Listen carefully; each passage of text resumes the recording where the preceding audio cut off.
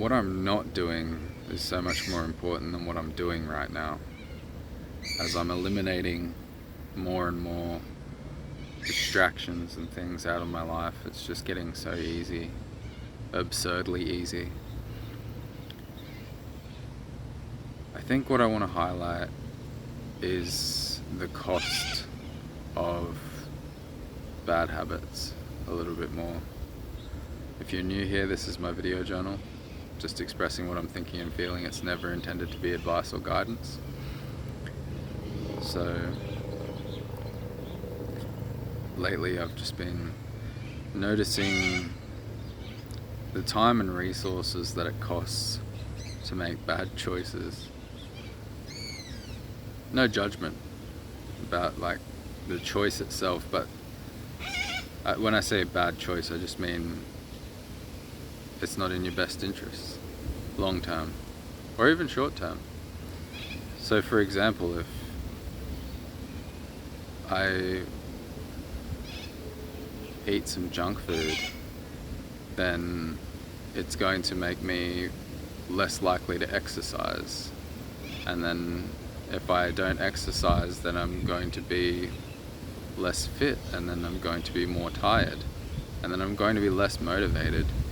And I'm just seeing this like consequence stacking so clearly at the moment. And it's easier to see when you've already made the changes, because I think we blind ourselves from the truth quite frequently. I just didn't want to look at the reality of the situation. I didn't want to really contemplate very deeply this chain reaction of negative effects from like one simple choice. And yeah, now I only do good things right now. Right now in the present moment. It hasn't been long that I've been feeling this way, but I'm only doing good things. Yesterday, I came down to this spot which has become my video journaling spot, and I give myself about an hour for these, just to sit with myself and see what emerges. And then if like usually something comes up and I think, oh yeah, I'd like to highlight that, and I turn the camera on. But yesterday I just spent an hour with myself, and I did not want to share anything that was present in my awareness, but it was still such a positive thing to do, like just creating this little routine where I come down here and everything's becoming like that. Like the worst case scenario is still positive, and I'm having this epiphany, like people live this way. It's not absurd, it's not abnormal. There's probably a lot of people that just would think it's crazy to do something shitty, to do something negative. Like, why would you get drunk? Like, I am that person actually already. Like, why would you get drunk? That's going to cost you your next day, and like, who knows the string of consequences that are going to come from that. But it's becoming like, why would you eat terrible food? Like, why would you miss exercise? Why would you not go to bed early? Like, and yeah, like I said, it's not a judgment thing at all on anybody else. It's just seeing the cost versus reward for myself. And I'm reaching really far back in time to pull this narrative, but I remember a time where I genuinely believed that the kind of lifestyle that I'm actually embodying now is a lifestyle where you miss out on all the fun.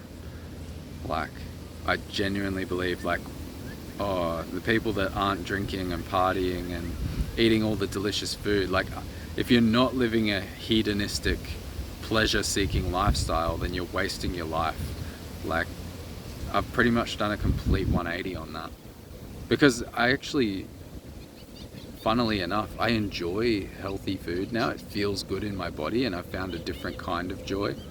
and I enjoy the energy that comes from exercise and healthy living. It's just a delayed pleasure. You just don't get it right away. It's not instant. But it kind of is instant, as once it's a habit and it's a part of your lifestyle, because I get the boosts of energy every single day from the exercise. I get the mental clarity from sleeping properly. Like, all of the benefits are actually better than instant now. They are just ever present. You don't have to do anything to activate it or make it happen. You don't have to consume a substance, nothing. It's just a part of reality now. And the objection that came up that somebody might have is, wouldn't you eventually get used to it and take it for granted? And I know they've even done studies on this, and like I've heard somebody use these studies as an objection, like, you'll always return to a baseline of happiness within like X amount of time after a huge lifestyle change. Like, if you win $1 million, it won't be long before you go back to your baseline of happiness. But this is different to, like, it's different. It's the bar for what is normal for you is raising, and perhaps you can kind of take it for granted. You could make that argument, but life is just so much easier for you when you're not doing so many things to your own detriment, and you're making choices that are actually good for you. And I think what people who are trying to come up with objections to this fail to factor in is, like, I can create more positive things for myself faster because I'm fitter, have more mental clarity, I'm well rested, I'm faster, I'm smarter, I'm richer, I have way more money. Like, the possibilities that you unlock, it's all of the things, it's the hedonist dream. Like, I could access all of it. And I'm having the real life understanding now. I'm embodying the understanding that once you stop living in desperation and scarcity and needing everything and lack and wanting all of this stuff that's outside of you, once you don't need it anymore, it all shows up and there's abundance. Like, I could create anything that I want right now. I have everything that I want, and abundance left over. So what you do with that at this level now is you think, like, what can I create? Like, how can I invest this abundance to create more positive change in the world, or more happiness and freedom for myself? And it's just, I guess the insight that I'm trying to articulate is, if you're in this place where you're making all these objections or excuses, really, to change, that you don't want to change your habits and behaviors that you know are bad for you, and you tell yourself these stories of, like, why there's no point and all of that, like, you can live in that story, in that reality where, you're living your life to the fullest, or whatever you want to tell yourself, and you're experiencing all of life's pleasures. And anybody who's, like, abstaining from things or living differently is, like, missing out. And I'm not talking about judging other people outside of myself. I'm pretty much talking about my past self and my future self, or my current self. And I'm just seeing, like, how clouded my vision was, and how many excuses I really made, and how the excuses protected me from possibility. Like, I thought I was, like, enjoying my life, but what I was missing by deluding myself was the possibility. Like, I had no idea, because I hadn't begun to contemplate or experiment with life in this way, and I didn't realize that there's pleasures that are available, and joy and excitement and thrills, and all of these things that I wanted, this stuff is available without the excruciating costs of the lower, simpler, instant gratification lifestyle. So I'm on this massive kick at the moment of just like finding ways to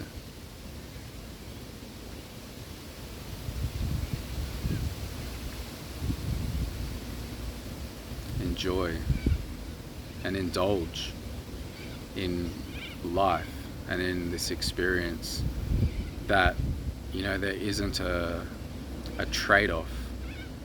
There are ways to enjoy your life where it's all addition and no subtraction, and that definitely would sound absurd to somebody who's like my past self. Like, there's always a cost, but I guess the cost is actually, this is perfect. Here comes the metaphor. Thank you. So the difference is like, now I am working hard for the rewards, and I receive the rewards in the future. Whereas before, it was like a spiritual credit card, and I've used this metaphor in different ways before. Like, I was just getting everything that I wanted as fast as possible, and then you have to pay for it and pay the interest on top of it in the future. And it's like, oh, I'm a genius, I can have anything that I want right now, everybody else is missing out. But like, really, as I'm investing in myself in the present moment for my future, I'm earning interest on these decisions that I'm making. And that's what I was trying to articulate before. It gets easier and easier to create more and more highly valuable experiences and pleasures and beautiful things, and you start attracting so much more high value people into your life, and possibilities and career options, and everything just exponentially grows instead of exponentially getting harder, because like you're up to your ears in this kind of like habitual spiritual debt of some kind. Like, I don't know, like, I like the spiritual credit card, or what else could you call that? Because spiritual has a lot of connotations. Perhaps like just a life credit card, an experience credit card. Like, you can max that thing out and get all these crazy experiences, and people do this financially as well as like emotionally. So like, if you're living that hedonistic lifestyle, thankfully I never actually got into any kind of debt. I never got a credit card. Like, I just intuitively chose to do everything the hard way. And I've had insights about that too. Like, it might be time in the future, shortly, to look at financing some of the possibilities that I want to create in the future. I don't know. That's a totally different train of thought. But yeah, there's definitely merit to this building up your emotional and spiritual currency, I suppose. Like, we could call it that. This is really abstract now. But all I'm saying is, like, if you put the work in before you ask the universe for the reward is much greater. Whereas if you just want the reward right now and then you pay the universe back, like, you're paying interest on everything, and you don't even realize how much debt you're really in, and how much you really owe yourself, and you've just ripped yourself off. And the other thing is, like, you don't realize what possibilities are around the corner. Like, you dig yourself into this big emotional spiritual hole where you've just maxed out all the pleasure and gratification that you can possibly experience. And then you get older and you get wiser and you find out about these new possibilities, but you're still dealing with the consequences of all those actions from your youth. And again, 100% talking about myself. So, but I've paid it off. Like, I've dealt with the consequences of my choices, and I'm in a position now where I'm really happy with where I'm at. I had a discussion with a stranger recently, and they were talking about how, they're onto buying their second property, and that we're around the same age. And I was, for a moment, envious. And I expressed that. I was like, oh, I spent my whole 20s studying and traveling the world, and like I invested all of my capital into experience, and a lot of it into addictions and nonsense and crap as well. But I was focusing on the positives in this conversation. And yeah, but the surprising thing was, then this other person was like, I wish that I had invested my 20s into studying and traveling more, because now I feel like I need to do it now. And you know, we were both doing the thing where you think the grass is greener on the other side of the fence. Like, I'm looking at their life like, oh, they've already got property, they've already got investment happening. And they're looking at my life going like, oh, he's in a position where he has all his study completed and he's got a good career, and he can, and he knows who he is, and he's ready to start investing with that foundation. And it was just an interesting moment. Like, there's no wrong path. There's always going to be, you know, you can't do it all at once. But that's another thing that I want to start to challenge as well.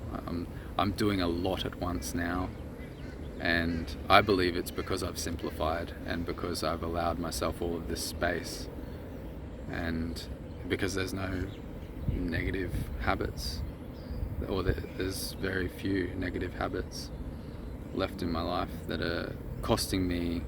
I don't have to pay interest on any of my decisions at the moment. It's all like adding to my spiritual and emotional bank account rather than subtracting. And I guess the big takeaway for me is like, that can feel just as good as withdrawing. Like, depositing into your spiritual and emotional bank account can feel just as good as withdrawing from it. Like, you can get something out of adding positive goodness to your life. Like, that can feel good. It doesn't just have to be like getting something from life, getting something from experience that feels good. Even actually the biggest thing is like contributing to making somebody else's life better is one of the things that feels the best. And I actually can receive a lot, not just in terms of like feeling good about the being able to be there for somebody else and contribute to their lives, but I also can get paid for that. I can learn new things, I can have new insights, I grow as a person through that experience. Like, nothing has to be a game where, you know, somebody else is losing so that you can win, or you're losing so that somebody else can win, or you have to trade something to get something. Like, you can just create something amazing, share it with the world, and then everybody wins, and they're better for it, you're better for it, and abundance is created, and then you can use that to create even more beautiful opportunities for yourself, or eat more healthy, or invest, or whatever you want to do. So a little bit all over the place, but it's an interesting journal. If you got anything out of it, and you know other people that may benefit from this kind of content, I know it's not very it's pretty niche kind of content, please pass it on. Subscribe if you haven't already, leave your comments down below, and I'll see you again shortly.